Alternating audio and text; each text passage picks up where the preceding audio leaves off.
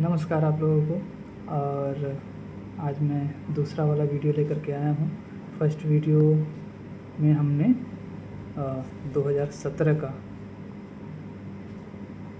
का CDP का PYQ देखा था। अभी हमारे पास 2018 का PYQ है और इसको देख लेते हैं, ठीक है। और इसके आगे चल के हम 2019 का, फिर 21 का ये भी देख लेंगे।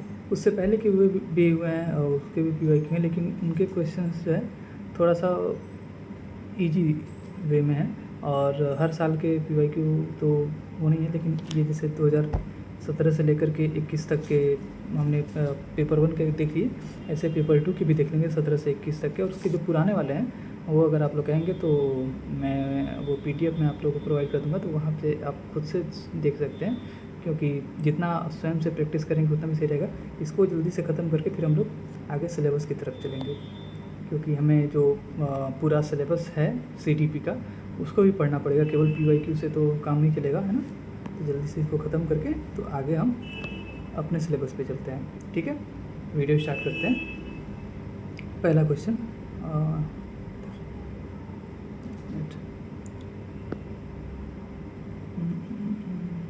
हाँ जी, ठीक है। अभी पहला क्वेश्चन हम पढ़ते हैं कि कोहलर यह सिद्ध करना चाहता था कि सीखना, ठीक है, ऐसी स्थिति है जिसमें व्यक्ति पशु से श्रेष्ठ है, ठीक, स्वयं यादृच्छिक क्रिया है, यानी कि ऑटोनोमस रैंडम एक्टिविटी, मतलब आदमी कुछ भी अपने आप से ही सीख लेता है, ठीक है। परिस्थिति के विभिन्न अंगों का प्रत्यक्षीकरण है, ठीक है, ये सब नहीं है। कॉग्निटिव ऑपरेशन, संज्ञानात्मक कार्य, है ना, कॉग्निटिव ऑपरेशन, ये सही आंसर है इसका, ठीक है। कोहलर जहाँ पे भी आता है वहाँ पे संज्ञानात्मक शब्द आएगा, इसके आधार पे आप उत्तर निकाल सकते हैं, ठीक है। क्योंकि कोहलर जो है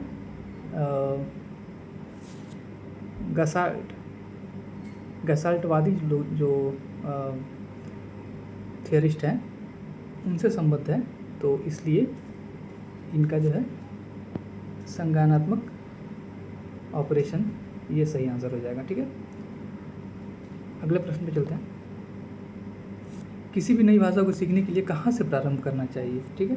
तो देखिए, इसमें से वाक्यों के निर्माण से सबसे पहले कोई नई भाषा सीखनी हो तो सबसे पहले कोई वाक्य ही कैसे बोल सकता है। शब्दों के निर्माण से, ये भी सही नहीं है। अक्षरों व शब्दों के मध्य साहचर्य से, ठीक है। Association between letters and words, जैसे छोटे बच्चों को कैसे दिखाया जाता है, पहले ए दिखाया जाएगा और उसके बाद से फिर पढ़ा जाएगा कि ये ए है, ये बी है, ठीक है। तो वो ये जो ए का सिंबल है और ए का जो साउंड है, ठीक है, वो दोनों को साहचर्य करता है, यानी कि एसोसिएट करता है अपने दिमाग में, है ना। अगला, समावेशी कक्षा में किस प्रकार के छात्र शामिल होते हैं, ठीक है। केवल विशिष्ट छात्र नहीं, केवल सामान्य छात्र ये भी नहीं, ठीक है, बहुभाषी और प्रतिभाशाली छात्र ये भी नहीं, सामान्य और विशिष्ट छात्र। देखिए, कभी भी कोई ऐसा प्रश्न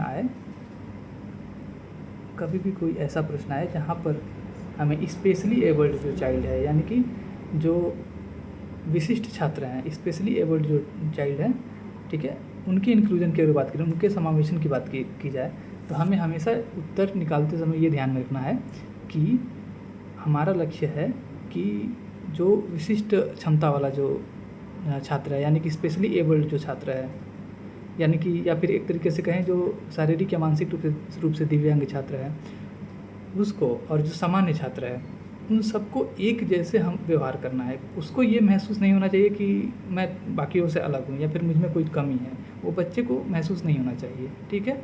शिक्षक का ये दायित्व है कि बच्चे को ना महसूस हो कि उसमें कोई कमी है, ठीक है। तो उसको ध्यान में रख के हमें उत्तर निकालना चाहिए। अब हम देखिए, केवल स्पेशली एबल्ड के लिए अलग से बना देंगे हम कोई क्लास, तो जो स्पेशली एबल्ड बच्चे हैं तो उनको ये महसूस होगा कि ये तो हम लोग तो अलग हैं उन लोगों से, हम लोग को तो अलग क्लास चलता है ना। लेकिन जब वो उन्हीं बच्चों के साथ समायोजित होकर के और साथ में रह करके पढ़ेंगे तो उनके अंदर एक कॉन्फिडेंस होगा कि हम भी बाकी जैसे ही हैं, ठीक है। ये आगे चलते हैं।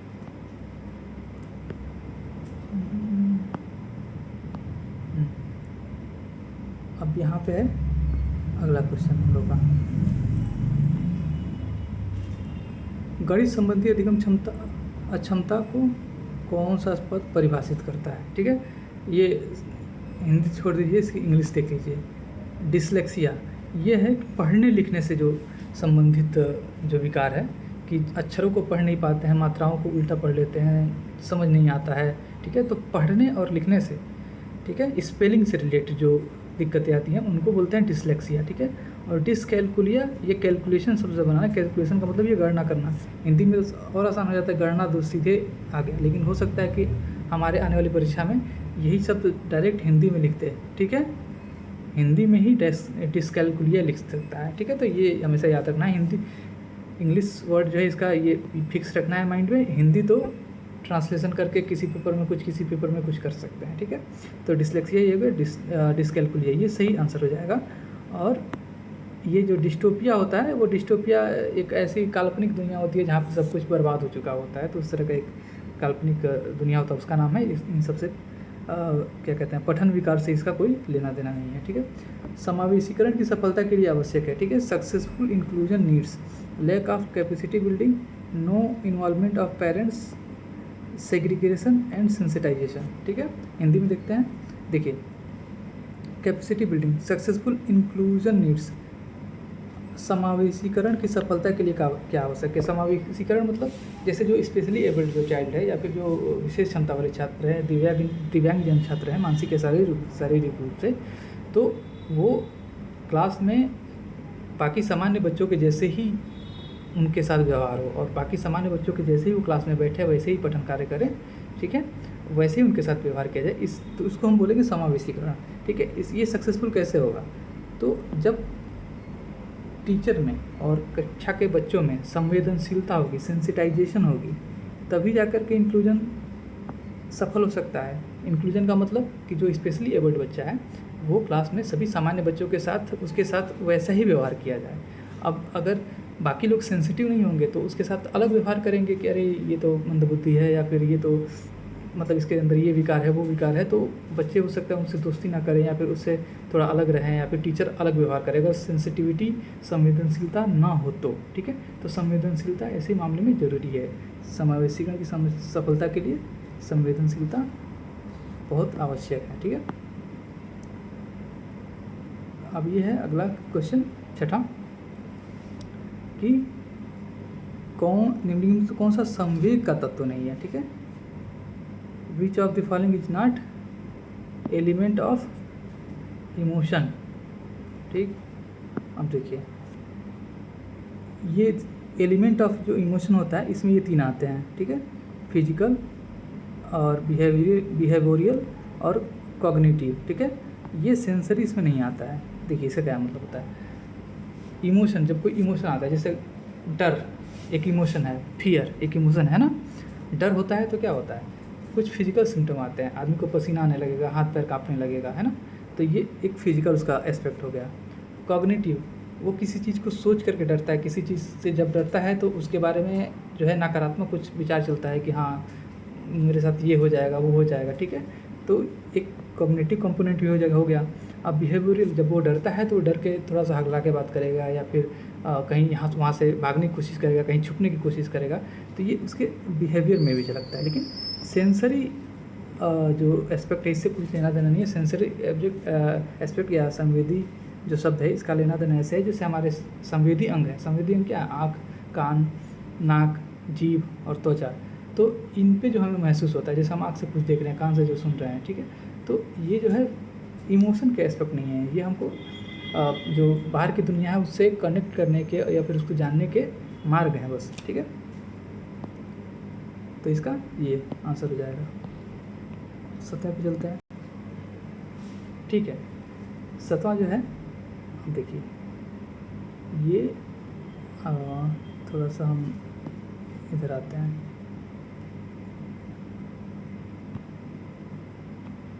ठीक है, एक होता है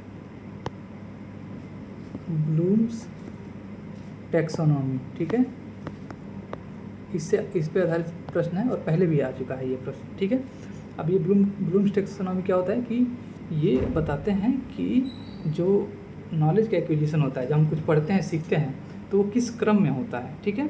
तो इसमें देखिए, एक तो पुराना ब्लूम्स टेक्सोनॉमी है 1956 का, ठीक, और एक नया है 2001 का, ठीक है। तो ये जो 1956 वाला जो क्रम है इसके आधार पर प्रश्न पूछा गया है, ठीक है। तो 1956 वाला क्रम क्या है? सबसे पहले नॉलेज, ठीक है। तो सबसे पहले नॉलेज इसमें है और यहाँ पे है, ठीक है। उसके बाद से आता है कॉम्प्रिहेंशन, तो नॉलेज के बाद से कॉम्प्रिहेंशन, ठीक है। उसके बाद से आता है एप्लीकेशन, ठीक, फिर एनालिसिस, फिर सिंथेसिस, फिर इवेल्यूशन, यानी कि ये आंसर सही है, ठीक है।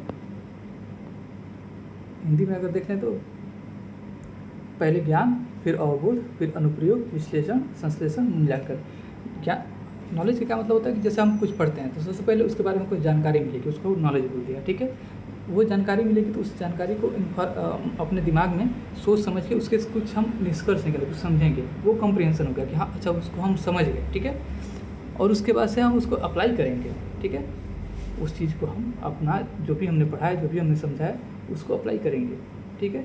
जैसे कि अगर हमें पता चल गया कि क्या कहते हैं कि बारिश होती है, ऐसे ऐसे मौसम होता है तो बारिश होती है, ठीक है। तो अगर वो नॉलेज आ गया तो हम उसको फिर अप्लाई करेंगे कि अच्छा हमें जब पता चलेगा कि देख रहे हैं कि ऐसे ऐसे मौसम हो रहा है, इसका मतलब अब बारिश होने वाला है, तब उसको हम कहीं अप्लाई कर सकते हैं, ठीक है। उसके बाद से एनालिसिस, जब कोई चीज़ का एप्लीकेशन करते हैं तो उसका विश्लेषण कर सकते हैं। जब हम हमारी अंडरस्टैंडिंग और बढ़ेगी तो हम जिस विषय को हमने पढ़ा है उसका विश्लेषण भी कर सकेंगे कि अच्छा ठीक है, इसमें ये सही है, ये सही नहीं है, इसका ऐसे होना चाहिए, वैसे नहीं होना चाहिए। सिंथेसिस का मतलब होता है कि जोड़ना, दूसरे विषयों से जोड़ सकते हैं कि हमने ये जो पढ़ा है, ये जो हम साइकोलॉजी में चीज़ पढ़ रहे हैं, ये हमारा जो है सोशियोलॉजी में भी काम आ रहा है, ये शिक्षण शास्त्र में भी काम आ रहा है ना। तो चीज़ों को हम एक दूसरे से कनेक्ट करना सीखते हैं और उसके बाद मूल्यांकन आता है, ठीक है। तो ये क्रम है ओल्ड टेक्सोनॉमी का, ठीक है। लेकिन जो 2001 वाला जो न्यू जो अरेंजमेंट है तो उसमें क्या है, नॉलेज को बोल दिया है रिमेंबरिंग, मतलब याद करना, ठीक है। और दूसरा जो है कॉम्प्रिहेंशन को अंडरस्टैंडिंग बोल दिया है। और यहाँ पे सबसे लास्ट में इवेल्यूएशन है, तो यहाँ पे सबसे लास्ट में क्रिएटिंग, ठीक है, क्रिएटिंग कर दिया है ना। थोड़ा सा इधर करके देखते हैं,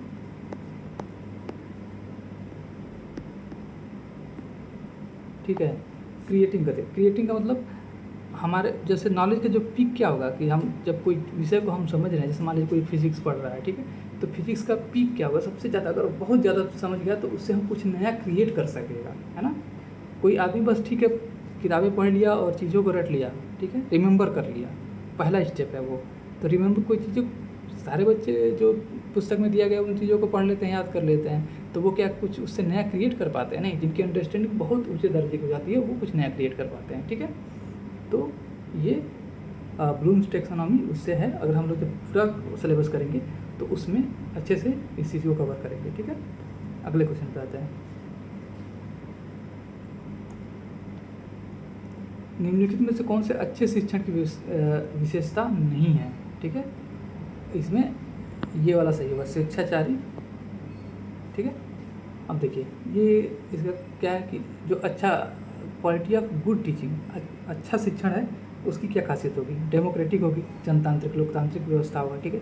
सिंपैथेटिक होगी, सहानुभूतिपूर्ण, बच्चे से हम सहानुभूति रखेंगे, बच्चा अगर नहीं सीख रहा है तो उस पर हम गुस्सा नहीं हो जाएंगे कि वो नहीं सीख रहा है, ठीक है। हम जानने की कोशिश करेंगे कि उसके साथ क्या समस्या हो रही है, वो क्यों नहीं सीख रहा है, और वो जो चीज़ फेस कर रहा है उसको समझ करके फिर उसका निराकरण करेंगे, ठीक है।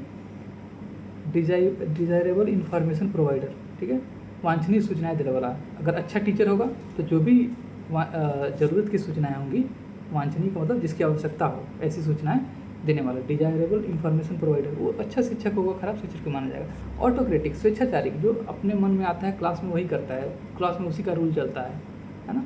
वो अगर कहेगा किसी को कुछ प्रश्न नहीं करना है तो कोई बच्चा पलट के उससे प्रश्न नहीं कर सकता है, ठीक है। तो इस तरह से जो ऑटोक्रेटिक तरीके से मतलब अपने मर्जी से जो क्लास चलाते हैं कि सब कुछ उनके ही हिसाब से, वो अच्छा शिक्षण नहीं माना जाता है। अब अभिप्रेरणा का सिद्धांत, एक्सपेक्टेंसी थियरी ऑफ मोटिवेशन, ये किसके द्वारा दिया गया? ये विक्टर ब्रूम, ठीक है, 9th है विक्टर ब्रूम, इनके द्वारा दिया गया। ये अभिप्रेरणा का प्रत्याशा सिद्धांत किस जो है, इसको देख लेते हैं ये क्या होता है।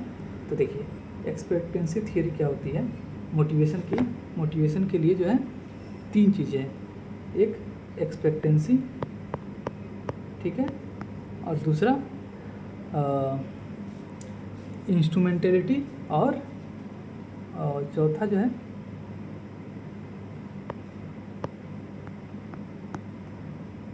इंस्ट्रूमेंट, और चौथा जो है वैलेंसी। ये 3 चीज़ें होती हैं तब हम मोटिवेटेड फील करते हैं। अगर हम अपने लाइफ में इस चीज़ को अप्लाई करें हम लोग या फिर कोई भी छात्र है, तो कोई चीज़ पढ़ने का, मान लीजिए कि 2 दिन बाद एग्ज़ाम है, ठीक है, तो 2 दिन बाद एग्ज़ाम है, तो कोई ज़रूरी नहीं है कि एग्ज़ाम में पढ़ने का ही मन करे बच्चे को। हो सकता है मान लीजिए कि 2 दिन बाद आपका यूपीएससी का एग्ज़ाम है, या फिर 2 दिन बाद कोई ऐसा एग्ज़ाम है जो जानते हैं कि हम 2 दिन में पढ़ेंगे तो भी हम कुछ नहीं कर पाएंगे, तो आपको पढ़ने का मोटिवेशन नहीं आएगा। लेकिन अगर ऐसा लगेगा कि नहीं छोटा सा एग्ज़ाम है, अगर हम 2 दिन पढ़ेंगे या फिर 1 महीने पढ़ेंगे तो हम पढ़ेंगे तो हम पास हो सकते हैं, तो आपको मोटिवेशन आएगा, ठीक है। अगर हम पढ़ेंगे तो पास हो सकते हैं या पढ़ेंगे तो इसका फ़ायदा होगा, ये हमें अगर तसल्ली होगी, ठीक है, एक्सपेक्टेंसी कुछ किसी चीज़ की हमें अपेक्षा होगी, ठीक है, तभी हम मोटिवेटेड फील करेंगे, ठीक है। अभिप्रेरण का प्रत्याशा, किसी चीज़ की उम्मीद रहेगी हमें तो, ठीक है, हम कोई चीज़ पढ़ रहे हैं तो हमें उम्मीद होनी चाहिए कि अच्छा हम ये चीज़ पढ़ रहे हैं तो ये हमारे काम आएगा। कभी कभी ऐसा होता है ना कि हाँ लगता है बच्चों को कि हम ये पढ़ेंगे तो भी क्या, हमारा तो एग्ज़ाम निकलना नहीं है, तो मन ही नहीं करता है पढ़ने का। लेकिन जब हमें एक उम्मीद रहती है कि नहीं ये पढ़ेंगे तो ये एग्ज़ाम हो जाएगा, तब हमें पढ़ने का मन करता है। ऐसे तो किसी को मोटिवेशन नहीं आएगा, ठीक है।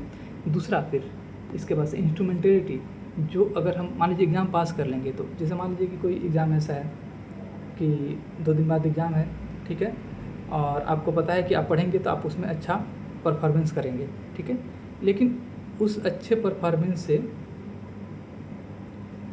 आपको उसका कुछ उपयोगिता ही नहीं होगा। जैसे मान लीजिए कि 2 दिन बाद सीटेट का यूपी टेट का एग्ज़ाम है, ठीक है, अब आपको कुछ आपने पढ़ा नहीं है, अब 2 दिन आपको पढ़ना है, 2 दिन पढ़ करके, ठीक है, एक्सपेक्टेशन तो है कि हम 2 दिन पढ़ेंगे तो अच्छा करेंगे एग्ज़ाम में, ठीक है, तो थोड़ा सा मोटिवेशन आएगा।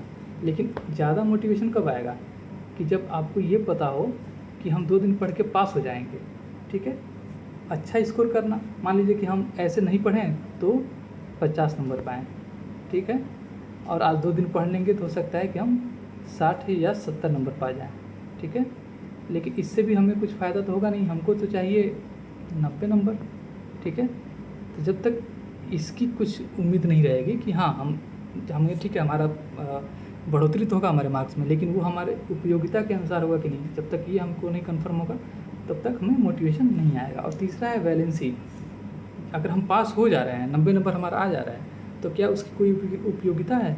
हमको पता है कि हाँ हम सीटेट पास कर लेंगे, यूपी टेट पास कर लेंगे, लेकिन शिक्षक भर्ती आने वाली नहीं है, टीचर की वैकेंसी आने वाली नहीं है, तो हमें कोई मोटिवेशन नहीं होगा कि अरे यार पढ़ के भी क्या करेंगे, है ना। लेकिन वही हमें पता हो कि अच्छा ठीक है, अभी अगर नोटिफिकेशन आ जाए कि हाँ ये यूपी टेट का एग्ज़ाम होने के तुरंत बाद से जो है वैकेंसी आ रही है, ठीक है, ये कंफर्म हो जाए तो सबको पढ़ने का मन करने लगेगा, ठीक है। तो मोटिवेशन के लिए एक्सपेक्टेशन, इंस्ट्रूमेंटेलिटी और वैलेंसी, ये 3 चीज़ें जो है चाहिए होती है। तो ये इनका विक्टर ब्रूम का सिद्धांत है, ठीक है। तो एक्सपेक्टेंसी थियरी विक्टर ब्रूम ने दी है, ठीक है। आगे वाला क्वेश्चन चलता है। अग्रिम व्यवस्थापक प्रतिमान, ठीक है, एडवांस ऑर्गेनाइजर मॉडल, ये नाम याद रखिए, ठीक है। ये किस चीज़ से संबंधित है, ठीक है, ये है इंफॉर्मेशन प्रोसेसिंग से। एडवांस ऑर्गेनाइजर मॉडल, ये एक इंफॉर्मेशन थ्योरी क्या कहते हैं, इंफॉर्मेशन प्रोसेसिंग से संबंधित है। और इसको जो है ये वाला जो मॉडल है ये दिया है ऑसुबेल, ठीक है, ऑसुबेल ने ये मॉडल दिया है, ठीक है। आगे वाले क्वेश्चन पे चलते हैं। Which is useful in transformation of skills, ठीक है, कौशलों के स्थानांतरण के लिए कौन सा उपयोगी है, ठीक। तो इसके लिए प्रिपरेशन एंड एक्विजिशन, तैयारी और अर्जन, हमारे पास कोई कौशल है, ठीक है, कोई स्किल है, ठीक, जैसे मान लो हम साइकिल चला लेते हैं, ठीक है, अब इसका ट्रांसफॉर्मेशन करना है। साइकिल चलाने के बाद से हमको बाइक सीखना है, या फिर ट्रैक्टर चला लेते हैं अब हमको कार सीखना है ना। ट्रैक्टर तो हम अपने घर पे चलाते हैं, साइकिल अपने घर पे चलाते हैं, अब हमको बाइक सीखना है, या फिर ट्रैक्टर चलाते हैं अब हमको कार सीखना है। तो हमारे पास एक स्किल है और उसी स्किल को ट्रांसफॉर्म करके हम दूसरा स्किल सीखना चाहते हैं। तो उसके लिए क्या चाहिए, पहले प्रिपरेशन करेंगे और फिर उसका एक्विजिशन यानी कि अर्जन करेंगे, नया जो स्किल है उसका, ठीक है। ये सही आंसर होगा। निम्नलिखित में कौन सा शिक्षण का सूत्र नहीं है, ठीक, कौन शिक्षण का सूत्र नहीं है। तो सरल से कठिन की ओर, ये शिक्षण का सूत्र है, सबने पढ़ा होगा। अनिश्चित से निश्चित की ओर, दृश्य से अदृश्य की ओर, ये जो है गलत है, ठीक है। इसके उल्टा होता है, आगमन से निगमन की ओर होता है, डिडक्शन टू इंडक्शन होता है। अब इसको एक बार समझ लेते हैं। फ्रॉम सिंपल टू कॉम्प्लेक्स, सरल से कठिन। पहले बच्चों को सरल उदाहरण देंगे, आसान उदाहरण देंगे, उसके बाद से हम कठिन उदाहरणों पर लेकर के चलेंगे, अनिश्चित से निश्चित की ओर। तो पहले जो है ऐसे रैंडम कुछ पढ़ाते हैं बच्चों को, इधर उधर की इन्फॉर्मेशन देते हैं, उसके बाद से जब हम निश्चित जो चीज़ है, डेफिनेट जो चीज़ है, जिस चीज़ को हम डिफाइन कर सकते हैं, उसके बारे में जाते हैं, बढ़ते हैं आगे। दृश्य से अदृश्य की ओर, जैसे मान लीजिए हमको इलेक्ट्रिसिटी समझाना है, ठीक है, तो इलेक्ट्रिसिटी समझाने के लिए हम इलेक्ट्रिसिटी तो अदृश्य है ना, बिजली हमको किसी को समझाना है, बिजली तो दिखता नहीं है ना। तो हम क्या करेंगे, कोई जो दिखने वाली चीज़ है पहले उसका एग्जाम्पल देंगे, ठीक है, और उसका एग्जाम्पल देके फिर उसको बताएंगे कि अच्छा ये चीज़, यही चीज़ लागू होती है जब हम हमारे घर में बिजली दौड़ती है, तो ठीक है। तो हम दृश्य से अदृश्य की ओर ले जाएंगे, ठीक है। और ये जो होता है निगमन, आगमन से निगमन की ओर होता है।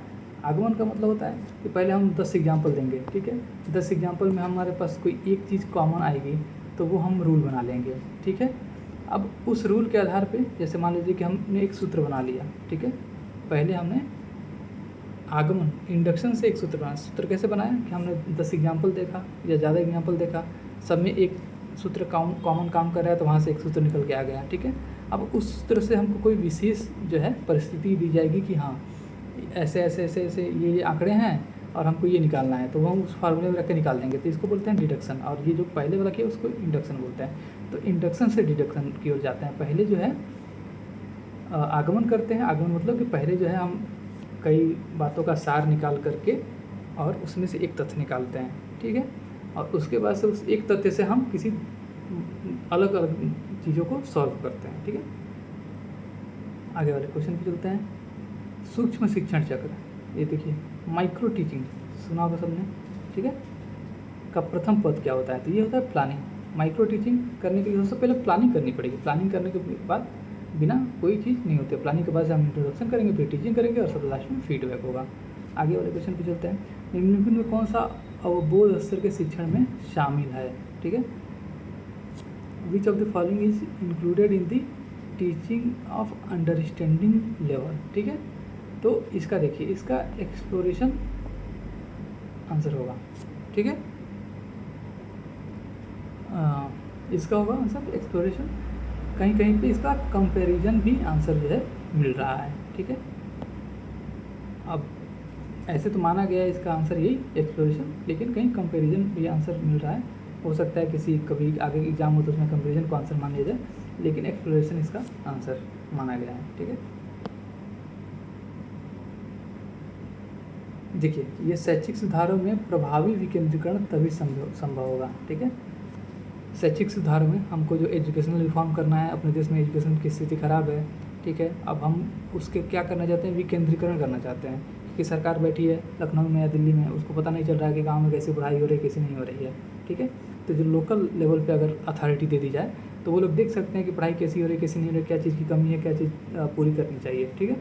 तो उसको विकेंद्रीकरण कहते हैं। अब विकेंद्रीकरण कैसे होगा, जब खंड व संकुल संदर्भ क्षेत्रों की भागीदारी बढ़े, यानी कि greater involvement of cluster and block resource centre. Her block में BRC होता है, ब्लॉक रिसोर्स सेंटर, ठीक है, और क्लस्टर रिसोर्स सेंटर होता है। तो इनका इन्वॉल्वमेंट ज़्यादा होगा तो ऑब्वियसली जो है डिसेंट्रलाइजेशन बढ़ेगा। Availability of local resource person, जो लोकल रिसोर्स पर्सन है वो उपलब्ध रहेगा तो डिसेंट्रलाइजेशन बढ़ेगा। Resource and reference material for the use of teachers, ठीक है, जो अध्यापक हैं उनके लिए रिसोर्स उनकी पुस्तकें हुई या फिर उनके लिए जो TLM हो गया वो समय समय पर मिल रहा है। जो बच्चों को बांटना है, बैग बांटना है, चाहे जो भी चीज़ें हैं वो समय पता चला कि सेशन स्टार्ट हो गया, 2 महीने पढ़ाई चल गई, उसके बाद से किताबें आ रही हैं, तो वो कैसे काम चलेगा, है ना। तो वो जो है resource and reference material the for use of teachers, ये मिलता रहेगा तो डिसेंट्रलाइजेशन बढ़ेगा, यानी कि ये तीनों सही होंगे, ठीक है, A, B और C। Student is reading someone called by his name, ठीक है, कोई बच्चा पढ़ रहा है और किसी ने उसका नाम लेकर बुलाया, तो यह जो है कैसे संभव होगा, तो यह हो गया ऑडिटरी सेंसेशन से, ठीक, ध्वनि संवेदना से, है ना। ऑब्वियस सी बात है, कोई बच्चा पढ़ रहा है और पढ़ते समय उसका दिमाग पढ़ने पे है, बाकी बहुत सारी चीज़ें हो रही हैं आसपास में, ठीक है, कुछ ना कुछ तो आवाज़ आ ही रहा होगा उसके आसपास में, लेकिन जब उसके नाम से बुलाया गया तो अचानक से उसके दिमाग ने फोकस किया अपने नाम पे और उसने रिस्पॉन्ड कर दिया, ठीक है, उसने उत्तर दिया कि हाँ बताओ क्या बात है, ठीक है। तो ये ऑडिटरी सेंसेशन यानी कि जो सुनने की क्षमता है उससे ये प्रोसेस होता है, ठीक है। आगे चलते हैं, age of pre operational stage in पियाजे थियरी, ठीक है। प्री ऑपरेशन तो सब जानते हैं कि बचपन से लेकर मतलब पैदा होने से लेकर 2 साल तक क्या होता है कि सेंसरी मोटर होता है, उस सेंसरी मोटर के बाद से फिर प्री ऑपरेशन होता है, तो प्री ऑपरेशन 2 साल से 6 साल माना जाता है, या यहाँ पे 2 साल से 7 साल दिया है तो इसको यही, ठीक है, 2 साल से 7 साल। उसके बाद से फिर कंक्रीट ऑपरेशन और फॉर्मल ऑपरेशन होता है, पियाजे की थियरी। निम्नलिखित में कौन सी बाद की बाल्यावस्था के बौद्धिक विकास की विशेषता नहीं है, ठीक है, लेटर चाइल्डहुड, ठीक है। लेटर चाइल्डहुड किसको कहते हैं, 6 से 12 वर्ष, 6 से 12 वर्ष के आयु में जो बच्चे होते हैं तो उनको बोला जाता है कि ये लेटर चाइल्डहुड में है, यानी कि बाल्यावस्था के बाद की अवस्था, ठीक है, बाद की बाल्यावस्था है, ठीक है। तो इसमें क्या कहते हैं कि कौन सा सही नहीं है, कौन सी विशेषता नहीं है, तो इसमें जो होगा ये पहला आंसर होगा, ये इसकी विशेषता नहीं है, ऑपरेशनल प्लानिंग ऑफ करियर। अब देखिए, करियर की प्लानिंग करने के लिए बहुत ज़्यादा हमें जब सोच विचार बच्चों में समझ हो जाता है तभी वो कर सकते हैं। छोटे बच्चों को क्या पता होता है कि करियर क्या होता है, करियर में क्या होना चाहिए क्या नहीं होना चाहिए, क्योंकि उनके पास एब्स्ट्रैक्ट या अमूर्त जो है सोच बच्चों में नहीं होती है, ठीक है। जब किशोरावस्था आती है तब अमूर्त सोच यानी कि 11 साल के बाद से, किशोरावस्था भी नहीं कर सकते लेकिन 11 साल के बाद से जो है एब्स्ट्रैक्ट थिंकिंग आती है कि बच्चे जो है काल्पनिक चीज़ों के बारे में सोच सकते हैं। काल्पनिक मतलब कि जो चीज़ें अस्तित्व में नहीं उनके बारे में, जो चीज़ वो सुना नहीं है उसके बारे में सोच सकते हैं। उससे पहले कंक्रीट ऑपरेशनल स्टेज होता है कि वो जो दिखने वाली चीज़ें हैं उन्हीं के बारे में सोचते हैं, नहीं दिखने वाली चीज़ों के बारे में, कॉन्सेप्ट के बारे में नहीं सोच सकते हैं। तो अगर हमको भविष्य की योजना करियर की जो प्लानिंग करनी है तो उसके लिए एब्स्ट्रैक्ट थिंकिंग ज़रूरी है, तो वो नहीं होता है, तो इसलिए ये नहीं कर सकते, ठीक है। बाकी साइंस फिक्शन में बच्चों को देखा होगा ये रॉकेट चीज़ें या फिर एक्स्ट्रा टेरेस्ट्रियल चीज़ें होती हैं, है ना, UFO वगैरह, इन सब का बहुत वो होता है, क्रेज होता है, ठीक है। इंक्रीज लॉजिकल पावर, ठीक है। तो बच्चे जैसे छोटे बच्चे होते हैं तो उनकी क्या लॉजिकल रीजनिंग होती है, कुछ नहीं होती है। जब थोड़ा सा बड़े होते हैं, लेटर चाइल्डहुड में जाते हैं तो लॉजिकल पावर बढ़ता है। और एंड ऑफ इमेजिनरी फियर, ठीक, तो जो इमेजिनरी फियर होते हैं तो जब थोड़ा सा बड़े होते हैं तो वैसे भी कम होने लगता है। आगे चलता हूँ, ये इसका सही आंसर होगा। इनमें से कौन सा मनोवैज्ञानिक भाषा विकास से संबंधित है, तो ये होंगे चॉम्स्की, ठीक है, चॉम्स्की जो है भाषा विकास से संबंधित है। Thorndike proved his theory titled trial and error, Thorndike किससे संबंधित है, ट्रायल एंड एरर से संबंधित है, ठीक है। गैंग एज, ठीक, गैंग एज किसको बोलते हैं, गैंग एज बोलते हैं 8 से 10 साल। और एक चीज़ और पूछा है इसमें, डिलेड डेवलपमेंट एज क्या होता है, मतलब विलंब विकास। अगर गैंग एज में जो है सही से समायोजन ना हो बच्चे का तो कौन सी दिक्कत आती है, ठीक है, किस चीज़ में डिले होता है, यानी कि किस क्या कहते हैं कि किस कैरेक्टरिस्टिक में, किस विशेषता में जो है विलंब हो जाता है। अगर गिरोह अवस्था जो है अच्छे से क्या कहते हैं कि एग्जीक्यूट ना हो पाए, तो जैसे मतलब गिरोह अवस्था होता है कि जैसे 8 से 10 साल के बच्चे होते हैं तो उनको अपने माता पिता के बजाय अपने दोस्तों के साथ और ग्रुप में रहना ज़्यादा पसंद होता है, ठीक है। तो अगर उनके साथ वो ग्रुप मिलता है तो वो ग्रुप में रहना सीखते हैं, बच्चों के साथ कैसे व्यवहार करना है और कैसे जो है ग्रुप को मैनेज करना है, ये चीज़ें सीखते हैं। अगर ये चीज़ नहीं हो पाती हैं, बच्चे पता चलता है कि हाँ उनको कोई ग्रुप वाला मिला नहीं है, बड़ों के साथ ही उनको रहना पड़ रहा है, अकेले अपने खिलौनों के साथ रहना पड़ रहा है, तो जो सोशलाइजेशन का जो गुण है वो उनमें देर से विकसित होता है या फिर नहीं विकसित हो पाता है। वो बड़े होने के बाद भी वो सोशलाइज नहीं कर पाते हैं, दोस्त नहीं बना पाते हैं, कम्युनिटी नहीं बना पाते हैं आसानी से। ठीक है, आगे चलते हैं। Which of the following is third stage of cognitive development according to पियाजे। पियाजे का एक और क्वेश्चन था, ये तीसरा क्वेश्चन आ गया। तो थर्ड क्या होता है? सबसे पहला सेंसरी मोटर, उसके बाद से फिर प्री ऑपरेशन, फिर कंक्रीट ऑपरेशन स्टेज होता है, और चौथा फॉर्मल ऑपरेशन होता है। तो थर्ड पूछा है तो कंक्रीट ऑपरेशनल। ठीक है, ये सही है। 23वां चलते हैं। Which is not included in psychological factors that contribute in learning from the following. ठीक है, साइकोलॉजिकल फैक्टर क्या है? देखिए, अधिगम में योगदान देने वाले मनोवैज्ञानिक कारकों में, अधिगम मतलब लर्निंग, सीखना, पढ़ना, इसमें जो है कौन से मनोवैज्ञानिक कारक जो है शामिल नहीं है। ठीक है, तो देखिए जो नेचर ऑफ कंटेंट है, कंटेंट मतलब विषय वस्तु जो हम पढ़ रहे हैं, जो हम मान लीजिए कोई विषय पढ़ रहे हैं, कोई टॉपिक पढ़ रहे हैं, ठीक है, तो ये टॉपिक तो बाहर से हमको आ रहा है ना, बाकी जो डिजायर, इच्छा, ये हमारे अंदर से आ रही है, तो ये साइकोलॉजिकल होगी। मोटिवेशन ये भी हमारे अंदर से आ रही है, साइकोलॉजिकल होगी। ये इंटरेस्ट ये भी हमारे अंदर से आ रहा है, लेकिन जो कंटेंट है, विषय वस्तु क्या पढ़ना है तो बाहर से आ रहा है, तो ये साइकोलॉजिकल नहीं होगा। ठीक है, तो ये इसका सही आंसर होगा।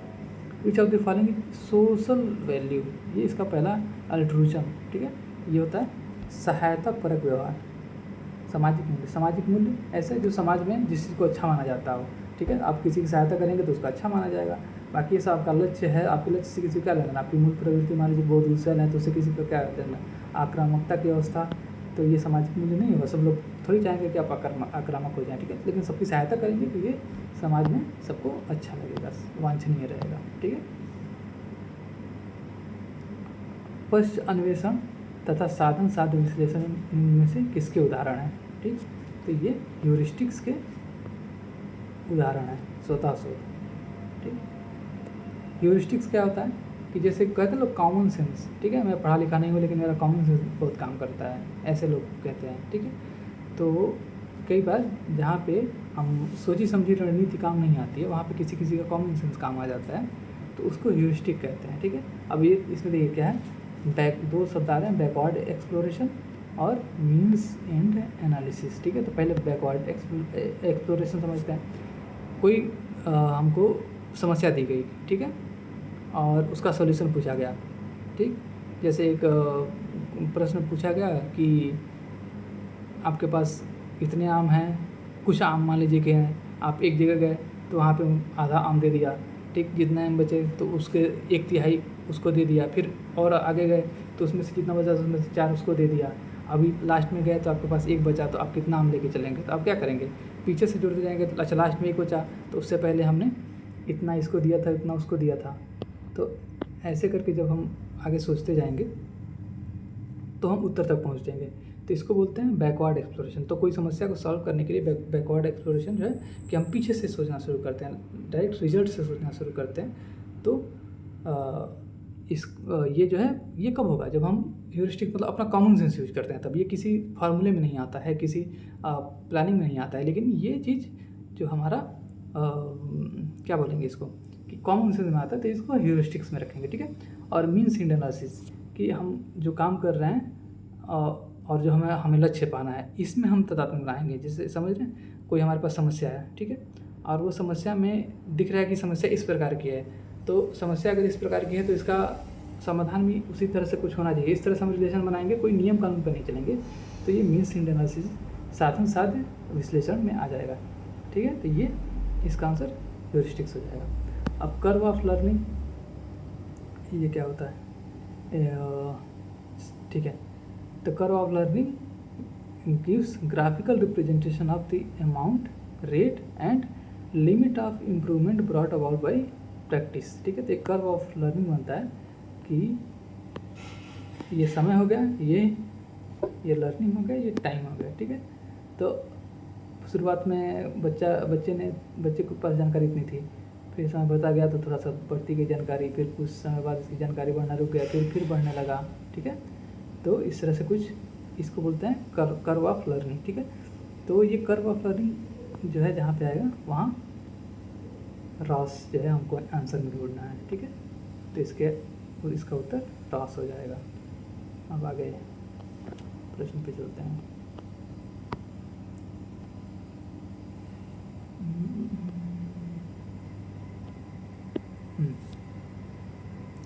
निम्नलिखित में से कौन सा थॉर्नडाइक के अधिगम के प्राथमिक नियमों में शामिल नहीं है, ठीक है।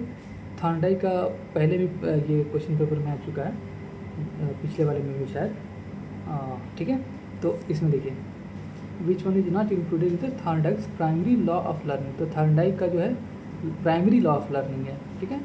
प्राइमरी लॉ, एक सेकेंडरी लॉ ऑफ लर्निंग है और प्राइमरी लॉ ऑफ लर्निंग। तो प्राइमरी में ये 3 चीज़ आते हैं, ये याद रखिए। तीनों के अलावा जो भी आएगा वो प्राइमरी लॉ ऑफ लर्निंग नहीं रहेगा, सेकेंडरी में आ जाएगा, ठीक है। देखिए law of exercise, law of effect, law of readiness, ये जो है प्राइमरी जो है रिक्वायरमेंट है लर्निंग के लिए। अगर हमको मतलब किसी बच्चे को, कोई बच्चा सबसे ज़्यादा कैसे कब सीखेगा, जब रेडीनेस उसमें होगी, जब वो रेडी होगा, वो तत्पर होगा खुद से कि मुझे ये चीज़ सीखना है ना।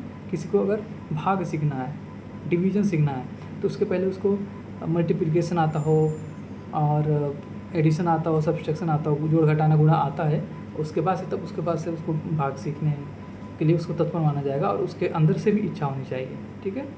तो तब जाकर बच्चा अच्छे से सीखेगा। तो ये लॉ ऑफ रेडीनेस हो गया। लॉ ऑफ एक्सरसाइज, बच्चा जितना प्रैक्टिस करेगा उतना ज़्यादा सीखेगा, लॉ ऑफ एक्सरसाइज हो गया। लॉ ऑफ इफेक्ट, पढ़ेगा, उसका कहीं उपयोग होगा, उसका कुछ असर होगा तो ज़्यादा सीखेगा, ठीक है। तो ये 3 जो है प्राइमरी लॉ ऑफ लर्निंग है, बाकी ये प्राइमरी लॉ ऑफ लर्निंग नहीं है, तो ये सही आंसर हो जाएगा सहचर, ठीक है। अनुकूलित अनुक्रिया सिद्धांत किसके अनुकूलन पर बल देता है, ठीक है।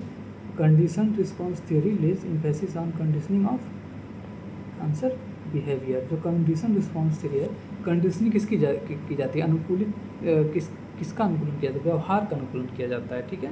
चिंतन, अभिप्रेरणा, तर्क यानी कि थिंकिंग, मोटिवेशन और रीजनिंग का ये क्या कहते हैं कंडीशनिंग नहीं की जाती है, व्यवहार बिहेवियर की कंडीशनिंग की जाती है, ठीक है।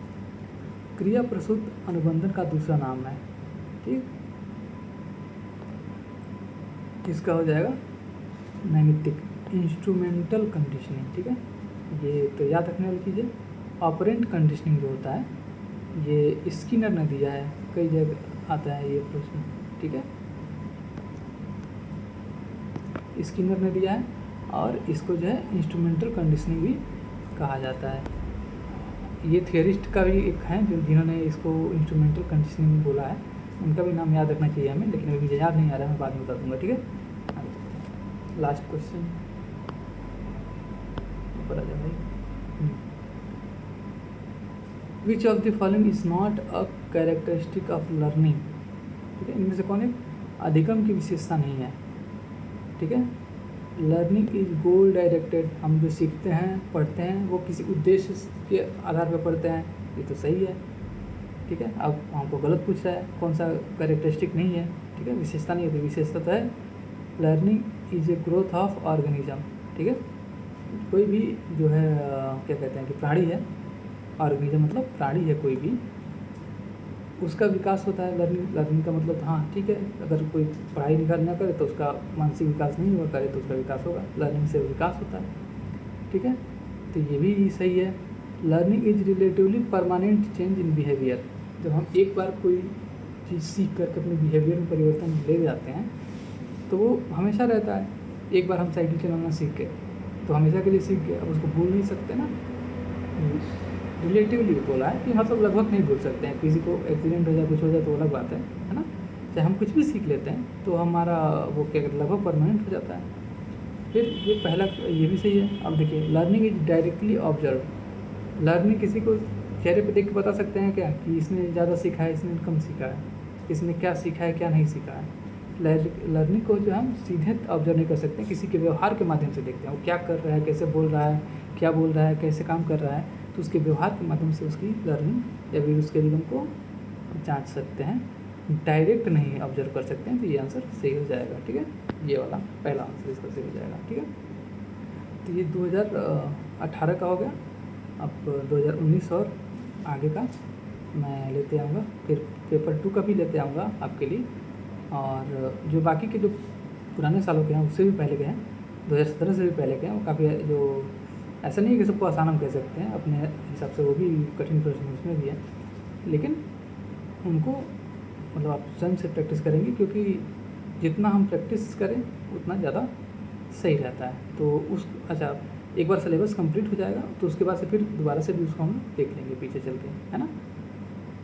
तो अभी इसको हम बंद करते हैं अपने लेक्चर को, और नेक्स्ट हम जल्दी लेकर के आते हैं आपके लिए। हो सकता है कल या परसों 1-2 लेक्चर और लेके आ जाएँ, ठीक है, यानी कि 1-2 साल के और प्रश्न लेके आ जाएंगे। तो मेरे पास हैं क्वेश्चन पेपर हैं, लेकिन थोड़ा सा समय की वो है, किल्लत है, तो जल्दी से लेकर के आएंगे, और एग्ज़ाम से पहले सारा सिलेबस वगैरह सब कुछ और PYQ ये सब देख लेंगे, ताकि एग्ज़ाम में जो 30 नंबर का एग्ज़ाम है ये CDP का, तो 30 में 25, 26, 27 जितना आ जाए उतना सही रहता है, क्योंकि सबके लिए नहीं पॉसिबल होता है कि बाकी सारे सब्जेक्ट में ज़्यादा स्कोर कर लें। जैसे किसी का अगर मैथ वीक है तो वो मैथ को स्ट्रॉन्ग करना बहुत मुश्किल होता है, वो समय लगता है उसमें, है ना, लेकिन इसको हम सीख करके कर सकते हैं, ठीक है। चलिए इसी बात पे भी वीडियो बंद करते हैं और आगे अगले वीडियो में मिलते हैं। धन्यवाद।